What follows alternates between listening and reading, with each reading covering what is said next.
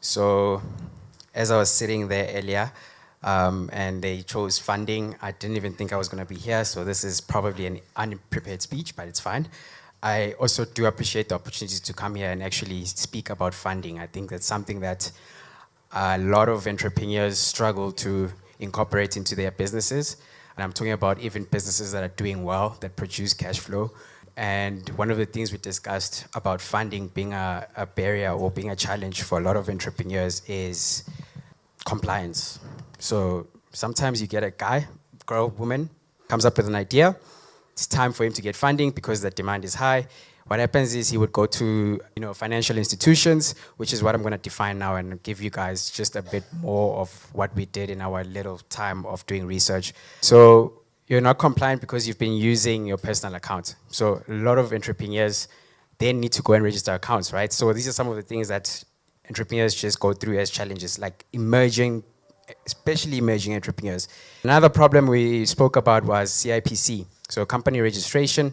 Sometimes you do register your company, yes, and then you don't do annual returns on your CIPC platform. You don't have a tax consultant to assist you with that. So then your company deregisters. And you operate for the next 5 to 10 years thinking that your company is still registered. By the time you want to apply for funding, your company doesn't exist. So some of the important things that we touched on there, some entrepreneurs have tried and tried. They'll go to, especially government, they'll go to government, ask for funding, and they don't get the funding. And unfortunately, then there's this perception of government does not want to give us money. It's not that it's necessary. I think the important thing is you need to get your foundation right as an entrepreneur. That's how they tick off the boxes, the criteria of your business. Are you compliant? Do you have tax clearance certificates? Have you been paying SARS tax? Your business plan. Do you know how to drop a business plan? I think it's some of the things that discourage entrepreneurs is there's a projection statement that I need to, put into the business plan, but I don't know how to do that. So now I'm discouraged to actually go to the government and ask for money. So I think these are just some of the challenges that we discussed earlier on. But now to get into the educational part of it, which honestly, I was intrigued by that because at the moment, what we're trying to do in our real estate firm is we're speaking to the government about getting the youth involved. So just to give you a bit of stats about real estate, we've got about 50,000 registered property petitioners in the country. Only 7% of those are black, and only 2% is youth. So one of the barriers in getting into selling properties is you need a license, and an agency can issue a license. Without that, you'd be operating illegally. And one of the things that a lot of companies are not doing is they're not investing in training. There's a lot of young people who come right from school and looking for job opportunities, because even the idea of going to university, right, which is great, but out of 10,000 people that get a degree, there's only a few jobs that will select from that 10,000. So what happens to the rest of the people? So one of the models that we have tried before approaching the government was we'll create our own courses. Unaccredited courses. So we call them mentorship programs, just to be compliant. So we would offer this to students, and you come in, it's a recorded session on how to sell properties. You come in, we give you a license, you become compliant with the PPRA, which is the regulator, and then you start getting a mentor who will assist you in selling properties.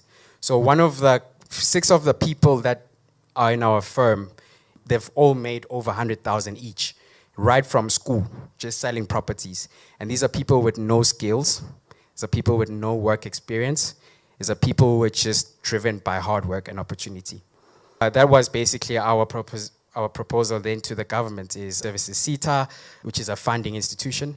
We went to PPRA and we presented the whole idea. So the reason why I'm saying I was so intrigued by this is because I got to learn there are so many different development financial institutions that I didn't even know of. And I think that's something that a lot of entrepreneurs then, which is what I've picked up, is something that we can also do your research and development. I think that will help you a lot, besides just being compliant and having the perception that you might not get money from the government. So, okay, just defining funding. You're trying to acquire resources to be able to accommodate or to have that capacity to fulfill your vision statement or your business in simple terms, you're trying to get money to really expand and create opportunities and do all of these things, and you need resources for that. So one of the models so there's grants, there's loans, so there's banks, there's investors, which is private investors. You would just approach a very successful entrepreneur who's looking to diversify his income portfolio.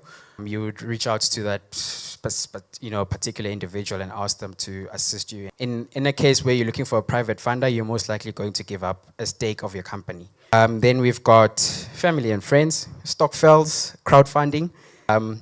There's ESD initiatives, there's venture capitalists, okay. So there's DFI, there's institutions. The institutions are CIFA, IDC, NEF, NYDA, ECDC. So you can actually Google these as well. I think they all have a purpose. But the idea of funding is get your compliance right, get your business plan right, and then go apply. Especially if you're running a profitable business. It only makes sense for the government to give you money because you are actually contributing to a lot of lives. You are also contributing to the tax, to the economy.